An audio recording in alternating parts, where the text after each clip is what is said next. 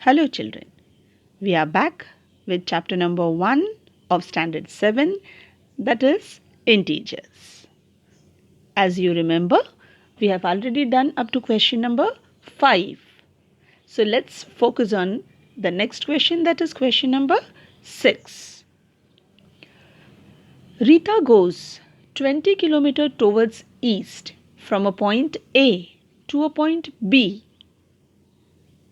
Here, though Rita is going, I'll suggest you to keep yourself in Rita's place. Start thinking that you started moving towards east and you have moved up to 20 kilometers. You can consider the east from your place of stay, that is from your house. Okay. So, Rita goes 20 kilometers towards east from a point A to the point B. From B, she moves 30 kilometers towards west along the same road. If the distance towards east is represented by a positive integer, then how will you represent the distance travelled towards west? Again, the question is quite similar to the question number 5, wherein we have discussed about the withdrawal and deposit of amount. Those two were opposite concept. Here also, moving towards east and moving towards west, they are exactly opposite of each other. And in the question they tell you that moving towards east is being represented by a positive integer. As west comes to the opposite of east, so here moving towards west will be a negative integer. But it is nowhere compulsion that every time you have to consider east to be positive. It is relation between the two. Whatever east is there, west will be opposite of it. That's all. So the very first question that is put up here, how will you represent the distance travelled towards west? Here it will be negative because east is positive. Now the second part of the question, by which integer will you represent her final position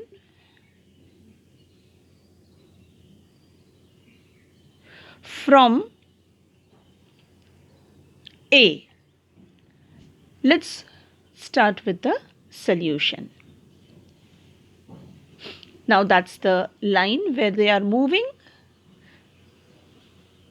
towards the right hand side. We have shown east, that is the conventional way. We generally show it this way only. You must have studied in your SST class. On the left hand side, we put it as west. So this is position A. Now initially she moves 20 kilometers towards west and she reaches B. As I have already told you, you consider yourself, it will be easy for you to understand. So this is how you reach B, position B.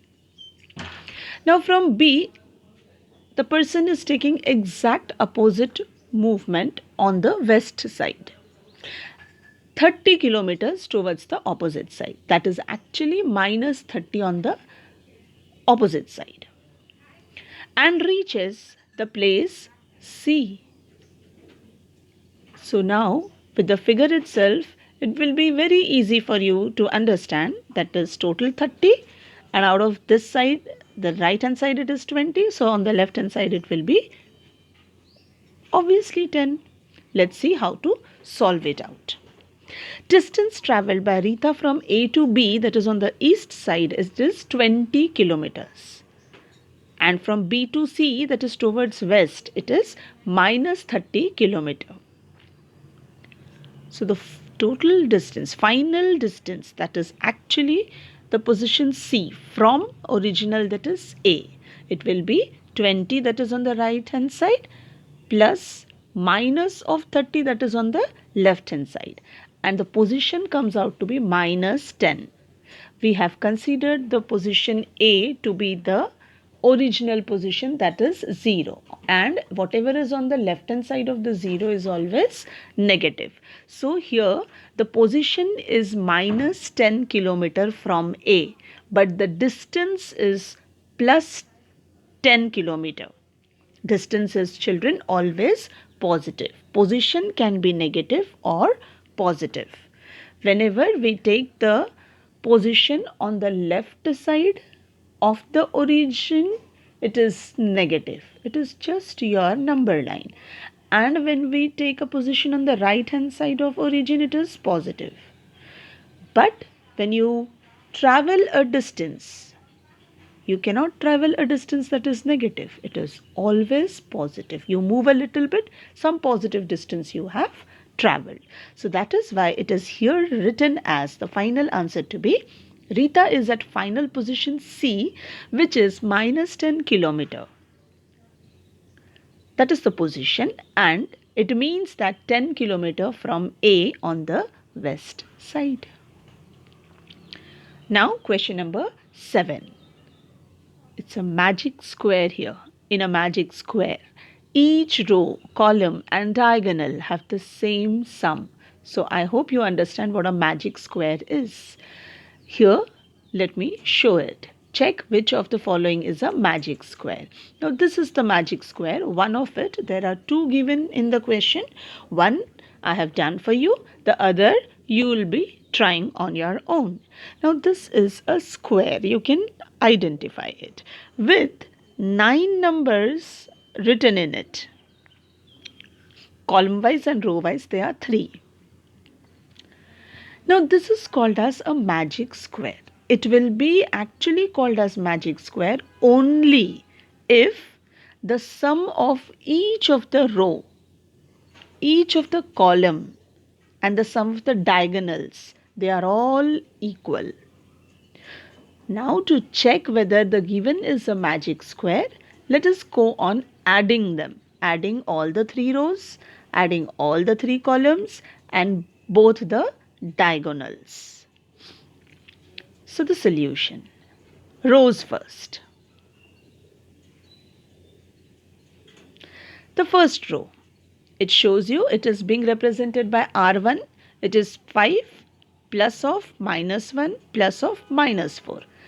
By now, I hope you understand the steps of addition. So it is 5 minus 1 minus 4, that gives you 0. The addition of the second row, that is minus 5 plus minus 2 plus 7. So it is actually nothing but minus 5 minus 2 plus 7. In this case, it is again 0. The next is third row.